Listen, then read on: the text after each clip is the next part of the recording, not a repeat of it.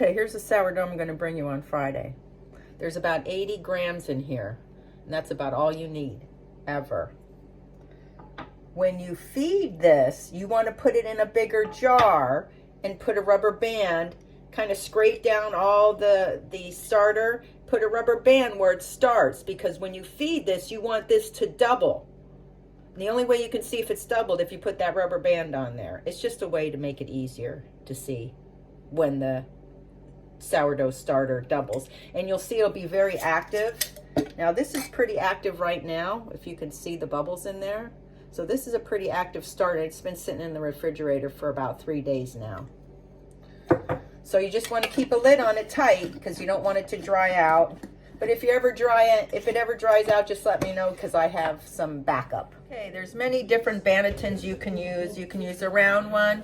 I don't like the round one. You can use a loaf. This is my favorite, 13, 14 inches. And then there's an oval. That's okay if you want to make a small loaf. I go with this one. This is what it looks like.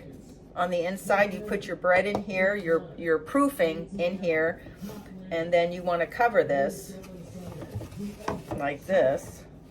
And then you have to season this banneton, but I sent you a link for that. So basically, here's your bannetons. You can get all this crap on Amazon. Just type in sourdough kit, and you can get all kinds of stuff. And I think get one of these too. It's a gram scale. What to bake it in? You can use one of these for a round loaf, and this will make a round loaf. Everyone pretty much has one of these, I think. I prefer a loaf, so I got one of these. It's clay. It's made out of clay, and it is a loaf pan. I like the loaf pan. I don't like the round sourdough. So with this, you're just gonna put rice. You'll see in a video far along. But anyway, you can get these on Walmart right now for $49, and that's a hell of a price because these are $70 and $80. But I found them for $49 is the lowest. It's a white one like this, but it has a little handle at the top. I'll send you the link to that. So that's the vessels, the sourdough starter, and the bannetons. Now I'm going to send you the recipe. Mixing of the dough. Gram scale, bowl on the scale. Zero out your scale. Start with your starter. We need 100 grams of starter.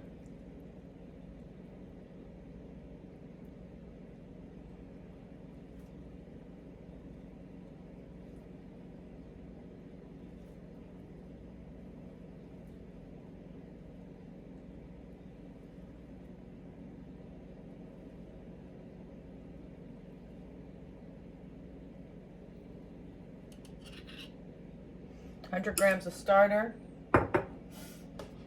Then you need 350 grams of water. This is about 95 degrees. You're gonna put this, you see how active this is? See how bubbly it is? You want it to look like that. So you have 100 grams of starter and 350 grams of your water, and you want to mix the water and the starter together and let it dissolve.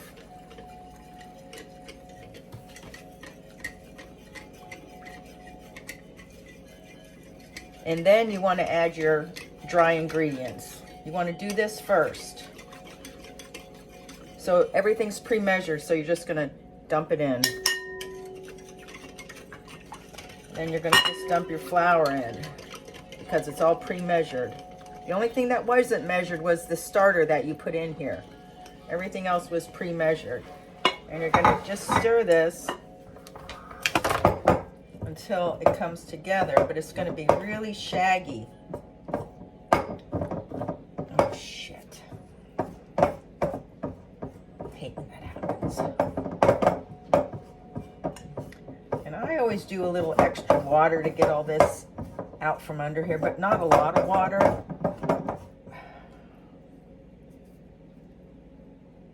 See, your dough is going to be kind of sticky. You see, kind of sticky. You you want to get this all out from underneath here. Okay, I'm going to go to the next video because this is going to get longer. Okay, back. I got a little bit of water, so I'm just going to, it's not a lot, just a drops, like drops, drops, drops. And get that incorporated. And then you have to probably go to your hand. So you just want to get this together, sort of. But you see how raggedy it is? It's going to be really raggedy. Then you put a little water under here. This is filtered water. Just enough water to, not a lot of water, but just so it comes together, sort of. See how it's coming together a little bit more? I hate this.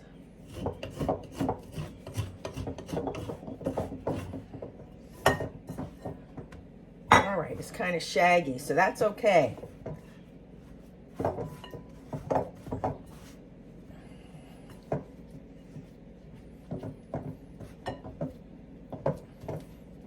It's going to be a little sticky. You don't want to use a lot of flour with this, just the flour you have.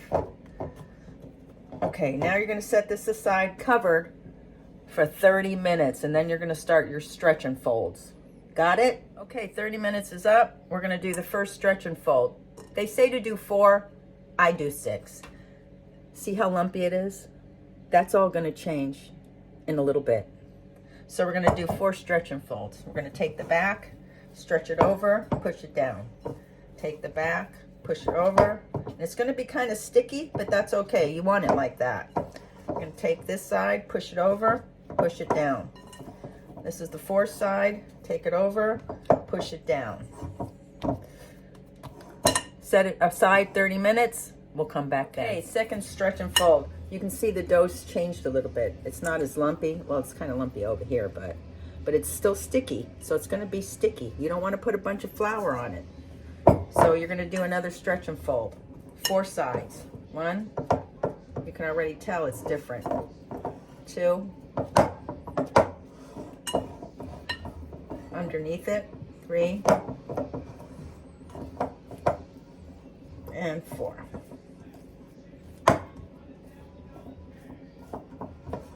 Cover it and set it aside. Oh, and by the way, I made English muffins too. Very nice,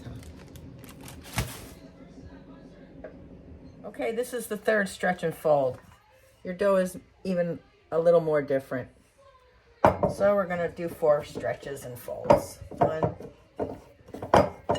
2, 3, 4. We're going to set it aside for 30 minutes. See? Can you see how different it is already? And that was only 3 times. See in 30. Okay, stretch and fold number 4. See the dough? It's really changed.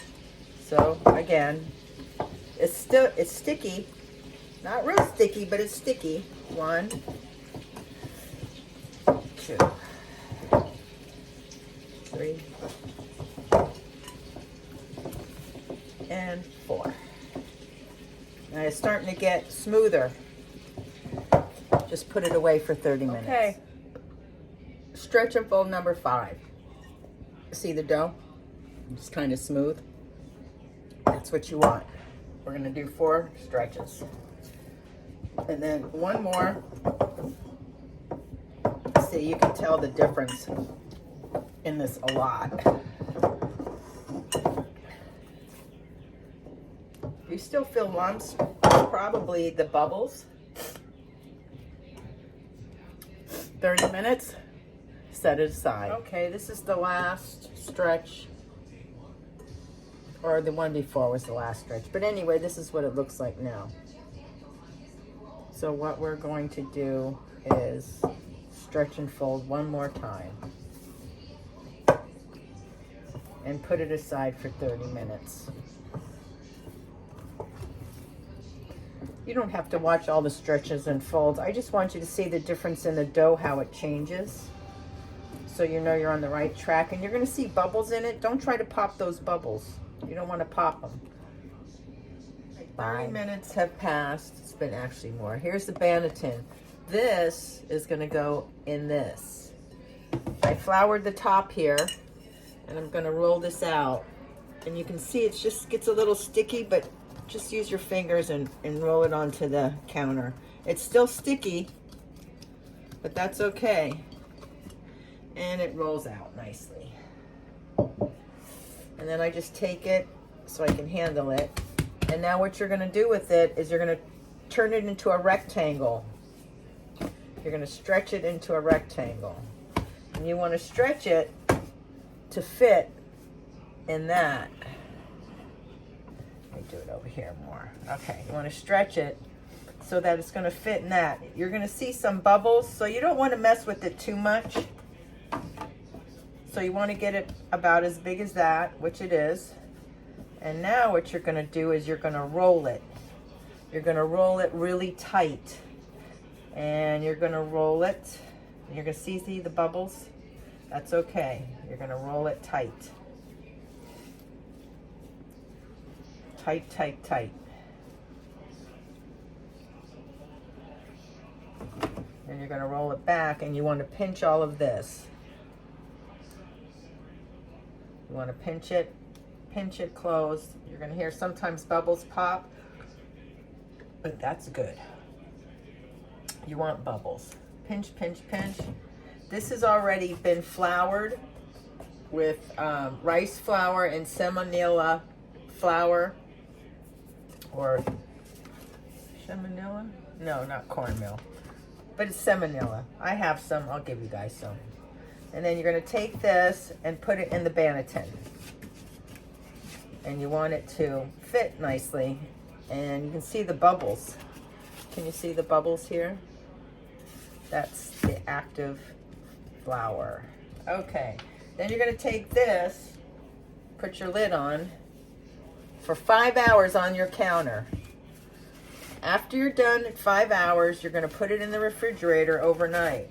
But first, so it doesn't dry out, you want to put one of these on it. Keep it from drying out. So we're gonna stick this in here, and we're gonna put it on the counter for 5 hours. And then like I said, overnight in the refrigerator until morning, and we'll see you in the morning. It's baking day. You're gonna I always put a cookie sheet upside down, and then you put whatever you're gonna cook your bread into a cold oven. And I put it on 450 for at least 30 minutes because I want that container screaming hot. And my sister was watching the house, and I don't know what happened to the thermostat that I keep in the oven, so I don't know what the temperature is. So I'm gonna give it a good 30 minutes. Okay, getting ready to go into the oven. Took the bread out of the refrigerator. In here. Take it out.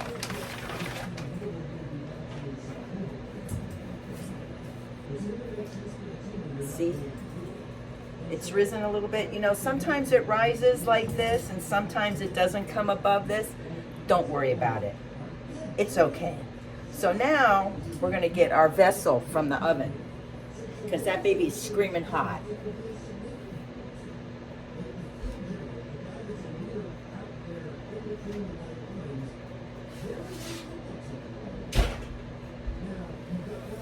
And then what we're gonna do next, I have a half a cup of rice. We're gonna put that in the bottom. You wanna cover the bottom all the way. This will keep everything from burning, along with that upside down cookie sheet in there. Okay, now you're wondering, how do you get this to that? You have a rack. You have a piece of parchment paper. You put the parchment paper on the rack. You take the bread, you pick up the rack, and you put the bread underneath this and flip this over. And try to sort of get it in the middle. And that's okay if it's a little See, it doesn't sit right on top because it's risen above the lip. And then you're just gonna flip it. And then you want to center it before you take the lid off. And it should just come right out. Voila. One loaf. So now we're gonna score it. I don't do anything fancy. I just cut it right down the middle and then maybe put a couple of these things. I don't know what they are, but yeah, whatever.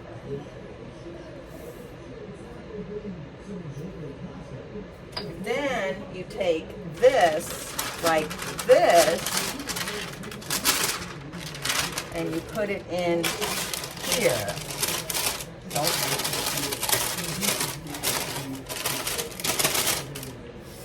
You want to put your gloves back on because you don't want to touch that because it's freaking hot. And I'm going to put it right here for a minute. You just want to shake it on in there and keep your paper like this. Then you're going to get your lid.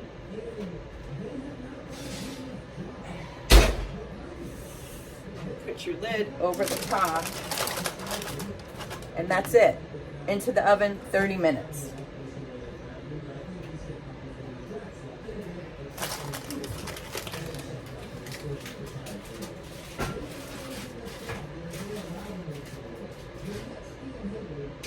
Alexa, set timer for 30 minutes. The timer went off. I took the lid off. We're going to push this back in the oven for 15 minutes. Okay, I turned it off at 13 minutes, and this is finished loaf. So I'm going to push it back in the oven, and I'm going to leave the door open and let it cool in there like for 3 hours, 4 hours, however it takes to cool it. And then you can eat it. And that, my dears, is the end of your training on sourdough bread.